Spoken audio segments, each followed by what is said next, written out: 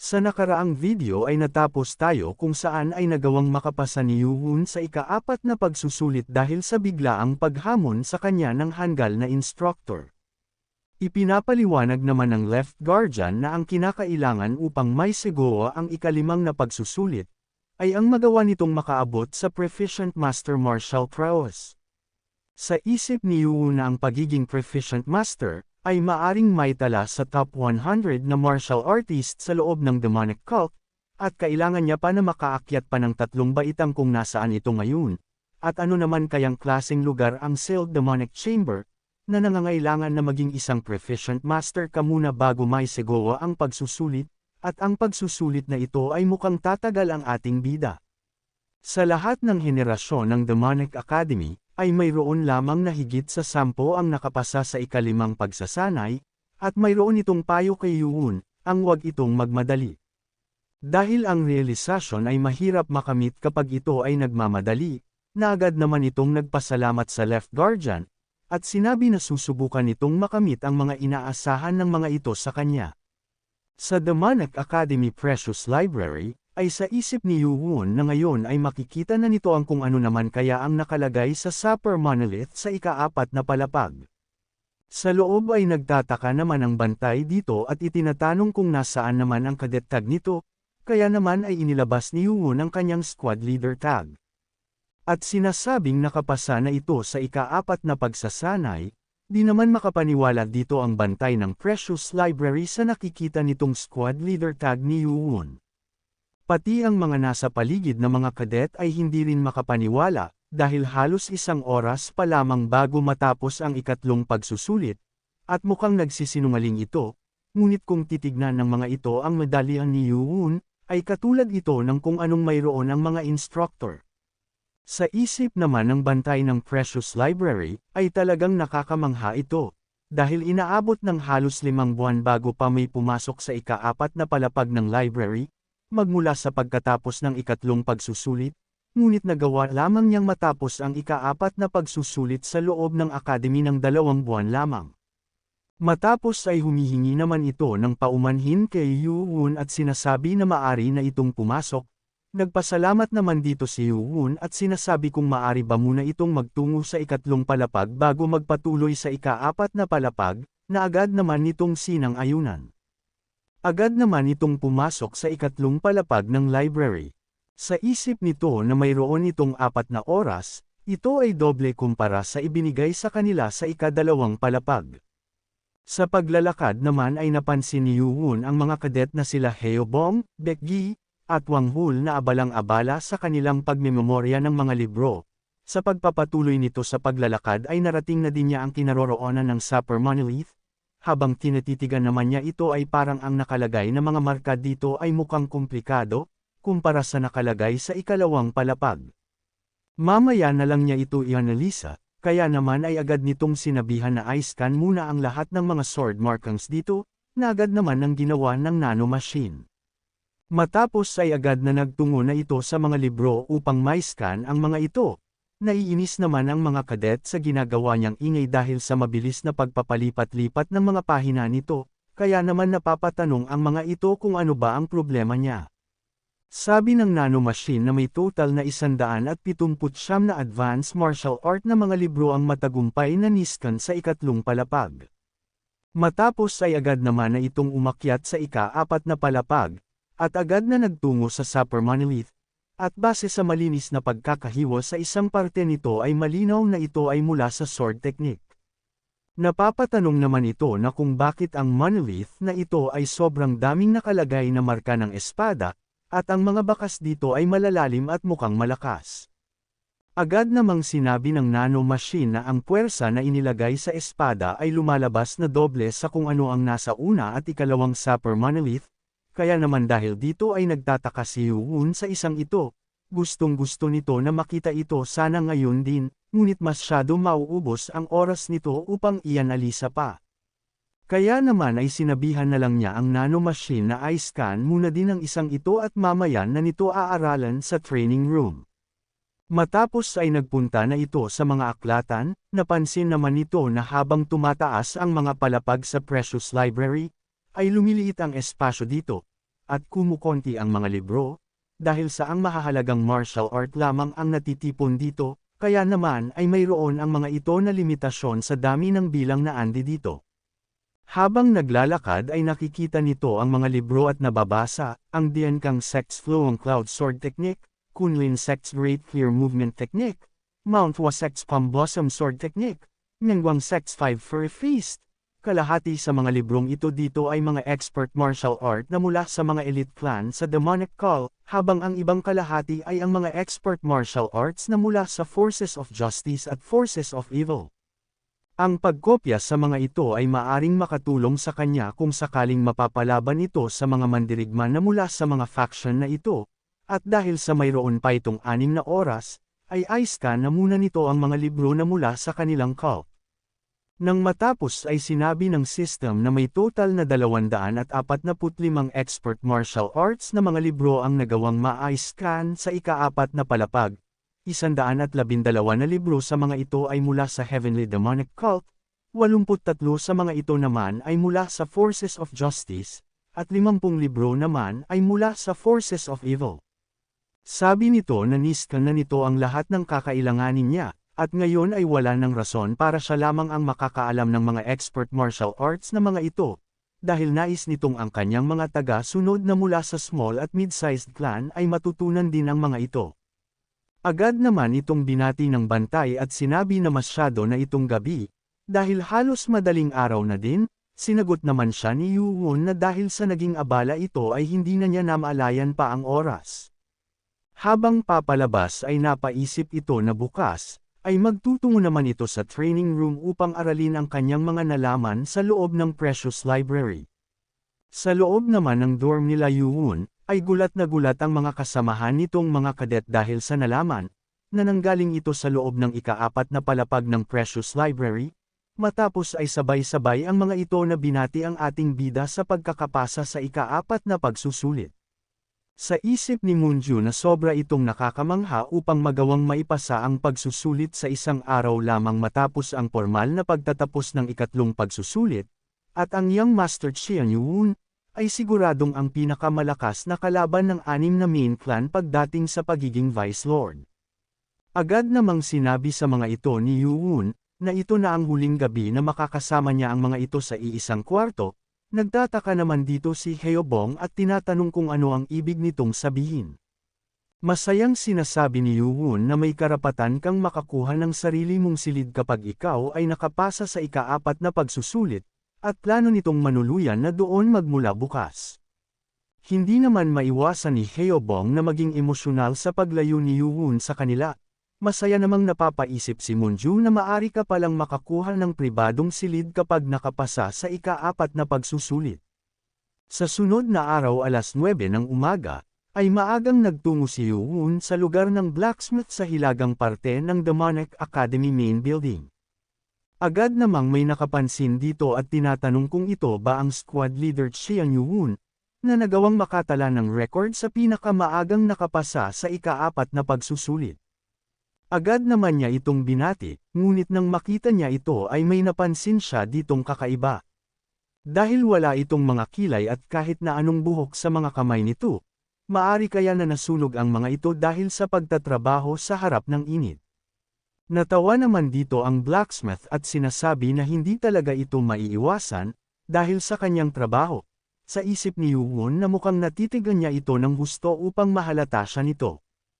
Agad naman na itong nagpakilala kay Yuwon, at ito ay si Oh Sunwong, at ito ay ang tagapagmana ni Oh Yezi, at ikinagagalak niya itong makita. Namangha naman dito si Yuwon dahil nabasa niya ang patungkol dito sa mga nakatala sa Grand Historian. Si Oh Yezi ay isang master swordsmith noong spring and autumn period, at higit sa kalahati ng mga espadang ginawa nito ng buong buhay niya, ay tinanghal bilang mga master grade sword. Ang mga espada na ang lahat ng mga martial artist ay hinanggad na magkaroon, gaya ng Purity, Black, Bravery, Fishbelly, Great Destroyer, at iba pa, ay sinasabing ang lahat ng ito ay ginawa gamit ang kanyang 2 kamay. Sinabihan naman si Yuwon nito na wag siya nitong titigan ng ganito, dahil madami din itong mga tagapagmana, at hindi ito kasing talentado hindi kagaya ng kanyang ninuno. Masaya namang sinabihan ito ni Yoo-won na masasabi nito na namana nito ang galing ng kanyang ninuno. Sabi naman dito ng blacksmith na maaring hindi ngunit ibibigay niya ang lahat ng kanyang makakaya sa paggawa ng sandata nito. At base sa itsura ng ating bida, ay mukhang gumagamit ito ng parehas na espada at blade. Sabi naman dito ni Yoo-won na tama ito ng sinabi. Kaya naman ay maari ba na magawa niya itong parehas? Na agad namang sumagot ito na hindi maari dahil isa lamang ang maaari niyang gawin sa ating bida, kaya naman ano ang nais nitong ipagawa dito? Napaisip naman si Yoo-won, sabi nito na hindi niya napansin na pagtapos niyang magamit ang Heavenly Demon Sword Art laban sa bilanggo, ay nagkaroon ng mga bitek sa kanyang espada matapos na may sigawa ito, at kung gagamitin nito ang second technique ng Heavenly Demonic Sword Art matapos nito, ay sigurado siya na ang espada niya ay magkakapira-piraso. Kaya naman ay sabi nito na nais niyang ay gawa siya nito ng espada. Masaya naman dito ang blacksmith dahil sa totoo nito ay ang pagkadalubhasa niya ay ang paggawa ng mga espada at hindi ng mga blade, at bago siya nitong may gawa ng espada ay inutusan niya si Yoo-won na kung maari niyang makita ang teknik nito. Nagtataka naman dito si Yoo-won. Sabi nito na dahil sa gagawin niya na teknik ay malalaman nito ang espada na babagay sa kanya, dahil kailangan niyang makita ang teknik nito upang malaman kung anong sukat, hugis, laki at tigas ng espada ang gagawin nito. Masaya namang sinabi ni Yoo-won na naiintindihan niya ito, kaya naman ay agad na itong naghanda upang isagawa ang teknik. Nang mag-umpisa naman na ito sa pagpapakita ng kanyang teknik, ay biglang nagulat ang ekspresyon sa mukha nito. Nang matapos ay agad na tinanong ni Yoo-won kung ayos na ba ang ginawa niyang iyon. Sabi ng blacksmith dito na hindi nito alam kung papaano niya ito sasabihin kay Yoo-won, dahil ang paggawa ng kanyang espada ay mukhang napaka-imposible. Kung umabot ka na sa parte ng video na ito ay maari lamang na i-click ang like at super thanks sa baba bilang pagsuporta. Maraming salamat. Nagtaka naman dito si Yoo-won at tinatanong kung ano ang sinasabi niya na imposibleng magawa ang espada nito. Agad namang sinabi ng blacksmith na kung maari ba nitong makuha muna ng panandalian ang kanyang espada, na agad naman nitong ibinigay. Matapos ay pinupok ito ng blacksmith, sa nangyari ay nabasag ang kanyang espada. Nabigla naman dito si Yoo-won at sinasabi na hindi lamang ang parte ang nawasak sa ginawang iyon ng blacksmith, kung hindi ang buo nitong espada, akala nito na ayos lamang ito dahil hindi nito ginawa ang teknik na iyon sa tao. Sabi sa kanya ng blacksmith na ang kanyang teknik ay hindi basta-basta lamang na makakayanan ng isang ordinaryong espada. Sabi ni Yoo-won dito ay kung ganun ay bakit hindi ito gumawa ng espada na mas matibay. Sinagot naman siya nito na kung ganun lamang ito kadali.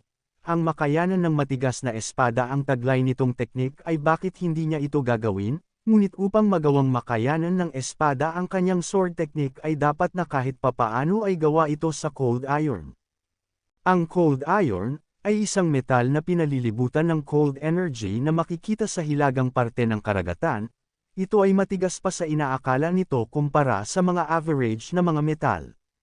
Ngunit dahil sa mahirap ito matagpuan at hanapin, ay ang demonic cult ay ibinibigay lamang ito sa mga brigade leader at pataas. Alam nito na ang Heavenly Demonic Sword Art ay napakalakas, ngunit hindi nito inaakala na aabot ito sa ganito. Humingi naman ito ng pasensya dahil sa hindi niya ito magagawan. Sabi ni nito na matapos na makita ang kanyang teknik ay nag-alab ang kagustuhan niya ngunit hindi maari. Sabi naman ni Yoo-won na wala na silang magagawa, dahil kailangan niya munang maipasa ang ikalimang pagsusulit upang maging isang brigade leader, at dahil sa ang magagawa na lang nito ay gawan siya ng blade, ay inutos na lang nito na ipakita niya ang blade technique ng ating bida. Ang kagandahan naman matapos na makita ni Oh Sun-won ang kanyang butterfly dance technique, ay sinabi nito na maari niya itong magawa ng blade na babagay sa kanyang kakayahan, at sinabihan na balikan na lamang niya ito matapos ang kalahating buwan. Sa expert individual training room, ay sabi ni Yoo-won na mukhang nakakaramdam na ito ng iba pang tao sa paligid hindi gaya ng dati, at mukhang ang ibang mga kadet ay naabot na din ng expert martial prowess ngayong araw. At hindi ito magpapatalo sa mga ito, dahil kailangan nitong maabot ang master prowess. Agad nitong inilabas ang dalawang medicine ball at napapisip kung sabay na niya ba itong kakainin, o hindi kaya ay isa-isa lamang. Dahil sa naguguluhan ito ay sinabi niya na pagsasabayin na lang niya ito dahil sa wala na siyang oras pa para mag-isip. Sinabihan nito ang nano-machine na ito ay magkukultivate gamit ang Heavenly Demonic Sword Art, kaya naman tulungan siya nito na i-absorb ang energy mula sa Black Dragon Medicine Ball. Sabi ng system na may malakas na bilang ng enerhiya ang pumasok sa kanyang katawan, ang enerhiya ay pinapalakas ng mabilis sa pamamagitan ng paghalo nito sa kanyang chi sa isa sa kaniyang 14 na meridian.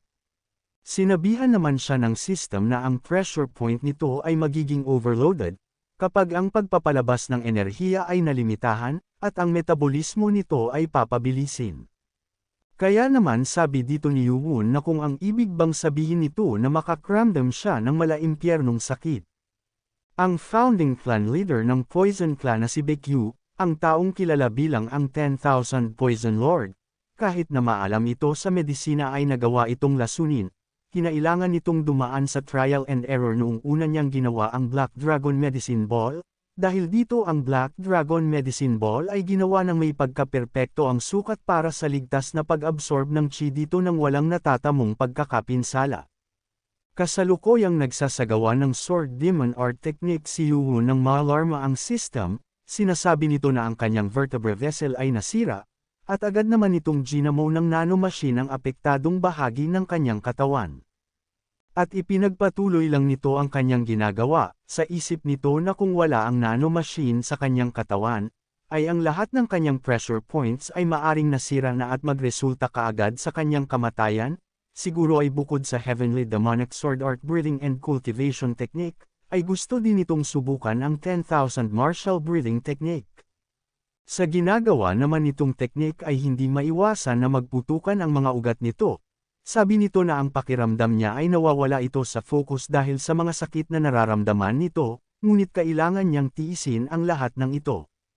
Sa kaso ni Yuwon na paggamit ng dalawang Black Dragon Medicine Ball ng sabay, ay normal lang na ang kanyang energy flow ay magwala sa loob ng kanyang katawan. Makalipas ang 4 na oras, ay kitang-kita sa loob ng silid ang mga dugong lumabas sa katawan ni Yuwon dahil sa sapilitan nitong pagpuwersa sa kanyang katawan. Napapasabi na lang ito na muntik na niya itong ikamatay, at hindi nagagamitin ang mga ito ng sabay, matapos ay gusto nitong malaman kung gaano ang itinaas ng kanyang chi, sa tingin nito na base sa kanyang kalkulasyon, ay nakakuha ito ng 40 taon na halaga ng chi sa tulong ng nanomachine. Maya-maya naman ay nagulat ito, dahil ang nakuha nito ay nagkakahalaga ng 60 taong chi, at hindi pa ito dahil ang daloy ng chi sa loob ng kanyang katawan ay mas gumanda, dahil kaya ito sa paulit-ulit na pagkawasak at paggamot ng kanyang nasirang pressure points ang dahilan kung bakit naging mas malakas at matibay ito. Masayang-masaya ito dahil ngayon, ay may kakayahan na siyang dablihin ang bilang ng chi na kayang niyang mailagay sa kanyang teknik.